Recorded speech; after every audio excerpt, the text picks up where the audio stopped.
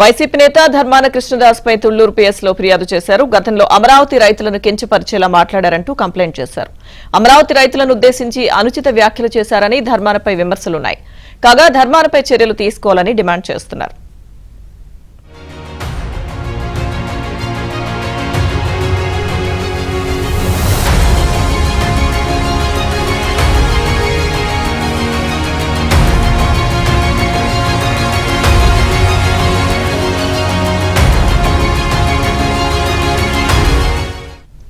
YCP నేత ధర్మాన కృష్ణదాస్ పై Tulluru PS లో ఫిర్యాదు చేశారు. గతంలో అమరావతి రైతులను కించపరిచేలా మాట్లాడారంటూ కంప్లైంట్ చేశారు.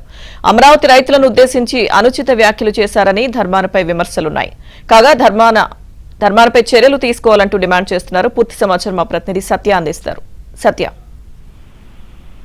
వైసీపీ హయాంలో డిప్యూటీ సీఎం గా పనిచేసిన ధర్మాన కృష్ణదాస్ పై తుళ్లూరు పోలీస్ స్టేషన్ లో నేడు కేసు నమోదైంది. నిజానికి 2020 అక్టోబర్ 4వ తారీఖునే కార్యక్రమంలో అమరావతి రైతులను ఉద్దేశిస్తూ కించపరిచే విధంగా ధర్మాన కృష్ణదాస్ మాట్లాడారు.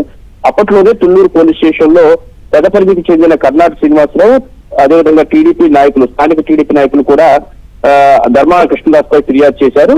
2020 అక్టోబర్ 4న శ్రీకాకుళం జిల్లా నరసన్నపేట దేశవాణి గ్రామ సచివాలయం ప్రారంభోత్సవం సందర్భంగా అమరావతి రైతులను ఉద్దేశించి ధర్మాన కృష్ణదాస్ నోరు పారేసుకున్నారు. అమరావతి రైతులను పెయిడ్ కూలీలు అంటూ నోటితో అనకూడని, వినకూడని పదాలను ఉపయోగించి తీవ్రంగా దూషించారు. వీటిపైన అప్పట్లోనే కేసు నమోదైనప్పటికీ కూడా చర్యలు తీసుకోలేదు. తాజాగా మరొకసారి తుళ్లూరు పోలీస్ స్టేషన్ లో ధర్మాన కృష్ణదాస్ పై నేడు ఫిర్యాదు చేయడంతో కేసు నమోదు చేశారు. త్వరలోనే ఆయనపై చర్యలు తీసుకునేందుకు కూడా పోలీసులు ఉపక్రమిస్తున్నారు. మరోవైపు సోషల్ మీడియా వేదికగా దర్శకుడు రామ్ గోపాల్ వర్మ, ముఖ్యమంత్రి చంద్రబాబు, అదేవిధంగా డిప్యూటీ సీఎం పవన్ కళ్యాణ్ పైన గతంలో టీడీపీ సోషల్ వింగ్ చెందినటువంటి మహిళా నాయకులు రాష్ట్ర ప్రధాన ఎన్నికల అధికారికి ఫిర్యాదు చేయడానికి వెళ్ళినప్పుడు వారి ముగ్గురి ఫోటోలను ఈ ముగ్గురు ఫోటోలతో మార్కింగ్ చేసి సామాజిక మాధ్యమం ఎక్స్ వేదికగా పోస్ట్ చేశారు రాఘోపాల్ వర్మ. అప్పట్లో దీనిపై తీవ్ర విమర్శలు వచ్చాయి.